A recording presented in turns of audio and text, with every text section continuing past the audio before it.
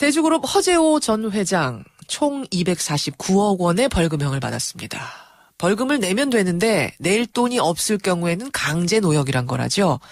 그런데 허 회장의 경우 하루 일당을 5억으로 쳐주기로 한 겁니다. 즉 49일만 일을 하면 249억 원을 탕감받습니다. 예, 허 전 회장의 5억 노역이 지금 전 국민의 공분을 사고 있습니다. 뉴질랜드로 도피를 했다가 자진 귀국한 게 지난 토요일 저녁이었는데 토요일에는 광주교도소 들어가서 그냥 잤고요. 다음 날 일요일엔 일요일이라서 노역장이 쉬었고 어제 월요일은 건강검진만 했답니다. 그런데도 3일 일한 걸로 쳐서 벌금 15억 원을 탕감된 겁니다. 게다가 그 안에서 하는 노역이란 것도 뭐 쇼핑백 만들기, 두부 만들기 이렇다고 해서 더 큰 공분 사고 있는데요.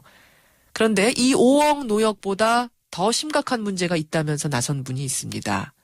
예, 어떤 얘기일까요? 직접 만나보죠. 2007년부터 재판 과정을 지켜본 분이세요. 민변 광주 전남지부 김상훈 부지부장 연결이 돼 있습니다. 부지부장님 안녕하세요. 네, 광주의 김상훈입니다. 예, 허재호 회장 혐의가 정확히 뭐죠? 2007년에 그 대주그룹을 경영하면서 법인 탈루세액이 한 500억, 그다음에 회사 돈 횡령액이 한 100억 예. 이런 수사를 받았고요. 결과적으로 징역 2년 6월에 집행유예 4년. 예. 그리고 벌금은 254억 원. 그리고 환영유치 금액이 1일당 5억 원. 예. 한 4년 만에 재판이 확정이 됐습니다. 그러니까 법인세 탈루하고 횡령이 주 혐의였던 거고요. 네. 하루 5억이라는 그렇습니다. 액수는 이게 어떻게 책정이 되는 겁니까? 글쎄요, 벌금을 납부 못하면 이제 그에 대비해서 노역장에 유치시킬 수 있고, 그 유치 기간을 계산해야 되는데요. 예, 예. 그 계산법을 이제 1일당 배당할 그 벌금액, 거기를 확정하는 판결을 5억 원으로 정한 것인데요. 예. 우리 형법은 이 벌금의 그 노역장 유치 기간을 그 3년 범위 내에서 양형 재량을 발휘할 수 있게 예. 법원에게 그렇게 맡기고 있는 것이죠. 예, 예. 이제 지금 이제 일반인들 같은 경우에는요, 그 노역장 유치 그 환산 금액을 1일 5만 원으로 정하는 것이 거의 통상이었고요. 그렇죠.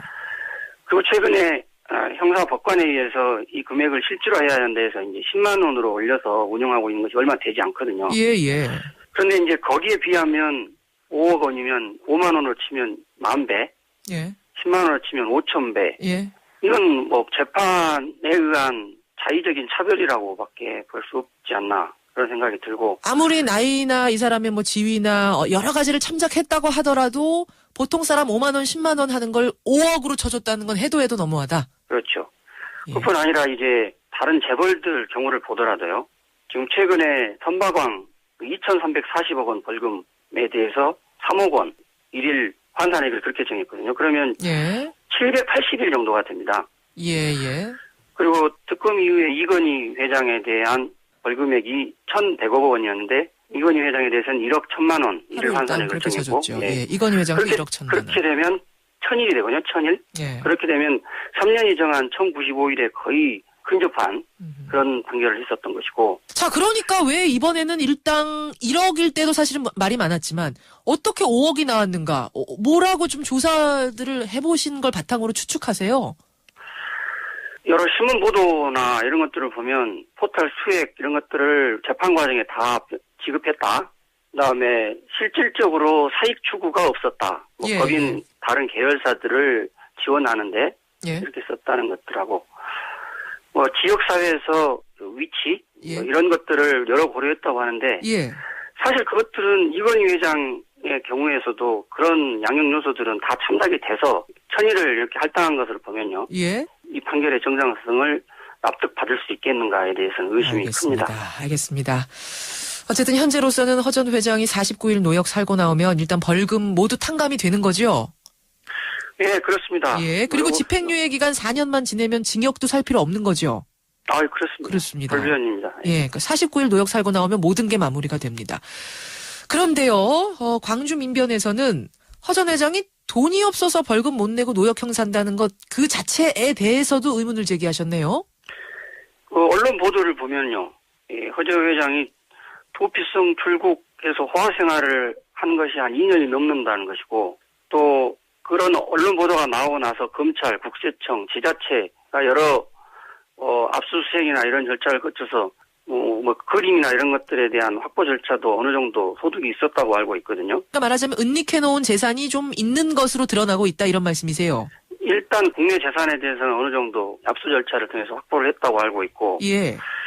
그다음에 이제 뉴스 보도를 보면 뉴질랜드 노른자의 땅을 팔아서 시세 차익을 얻은 것이 최근이라고 예. 이렇게 보도가 되고 있고요. KNC라는 회사가 있는데 그 회사가 대주건설의 뉴질랜드 법인이거나 대주건설의 후임을 스스로 광고하고 있다고 얘기를 하고 있고 여러 분양 사업을 하고 있다고 뉴질랜드에서 이렇게 이런 보도가 나오고 있습니다. 그래서 예.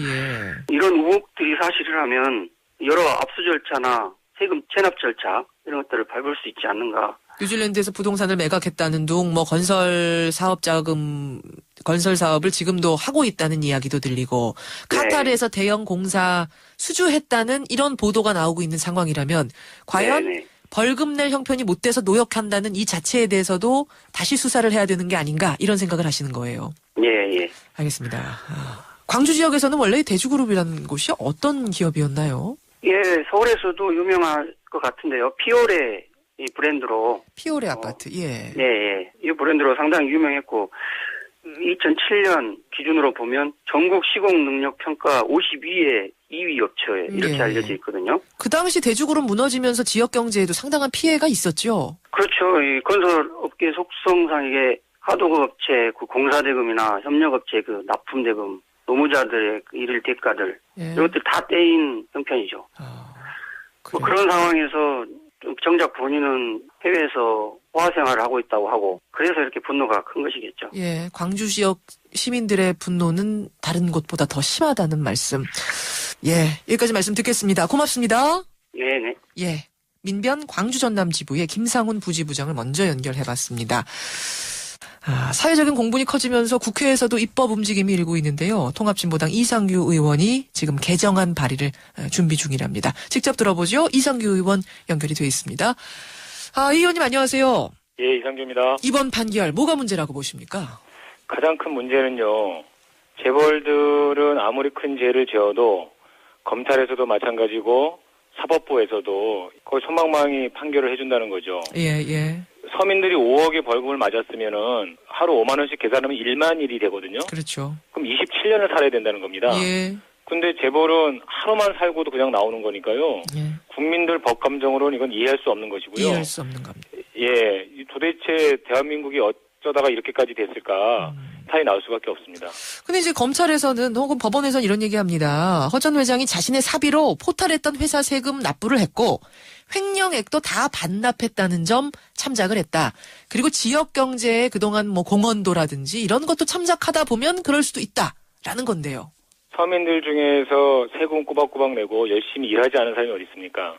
그렇게 판단한다면 일반 서민들 중에서도 하루라도 감옥에 갈 사람이 없는 겁니다. 재벌들이라고 하는 사람들은 기본적으로 경제사업을 하는 사람들이기 때문에 예. 그 정도의 사회적 기여는 당연하게 되는 거죠. 근데 그거마저도 그 한 명이 한 것이 아니라 그 회사에 딸린 수많은 그 노동자들, 직원들이 함께 일해서 된 거 아닙니까? 예. 그래서 그 논리는 가진 자들을 위한 그런 변명, 가진 자들을 위한 검찰, 가진 자들을 위한 재판부라고 하는 것을 스스로 시인하는 꼴입니다. 알겠습니다. 어떻게 이렇게 사상 초유의 솜방망이 처벌이 나왔는가 두고 지금 복합적인 원인들 여기저기서 지적이 되고 있습니다만 그중 하나로 전관예우도 지적이 되더라고요. 허 전 회장 측이 선임한 1심 변호인이 4명인데 광주지법원장 출신이었다는 겁니다. 그 4명이 사실인가요? 예, 그렇습니다. 그러니까 그 검찰이 구형한 것도요. 지금 1,000억 원을 구형을 했는데 예. 1심에서는 정확히 절반 508억으로 선고를 하고요. 예. 2심에 가서 다시 그것의 절반인 254억으로 최종 선고를 합니다. 예. 근데 재밌는 거는 이 검찰이 1,000억 원을 구형하면서 동시에 선고유예를 해달라고, 즉 무죄로 해달라고 하는 것을 같이 요청하거든요. 기간이 어느 정도 지나면 없던 선고로 해달라. 선고 안 해도 그렇죠. 된다. 선고유예. 예. 그렇죠. 그래서 검찰이 이런 정도로 했다고 하는 것은 이렇게 지역의 법조인들이 짬짬이로 얽혀 있기 때문에 나온 결과이다. 저는 허 회장이 진짜 이렇게 노역장에 들어갈 거라고 생각을 못했는데 이런 행태까지 나오니까 국민들의 분노는 이거는 들끓 수밖에 없습니다. 노역은 무슨 노역을 합니까? 들어가서? 이제 들어가게 되면은 뭐 청소라거나 예, 그런 일을 하게 되는데요. 이거는 뭐 그렇게 중노동이나 이런 건 아니고요. 결국은 뭐 한 50일간 시간을 때우다가 특히 이제 나이도 이제 70세 이상 이제 고령이기 때문에 아마 뭐 이렇게 힘든 일을 시킬 수도 없을 거고요. 결국은 49일 동안 좀 시간 때우다 그냥 나오는 것으로 될 겁니다. 이러한 법의 불평등 막기 위해서 형법 개정안을 준비하고 계시다 들었습니다. 어떤 건가요?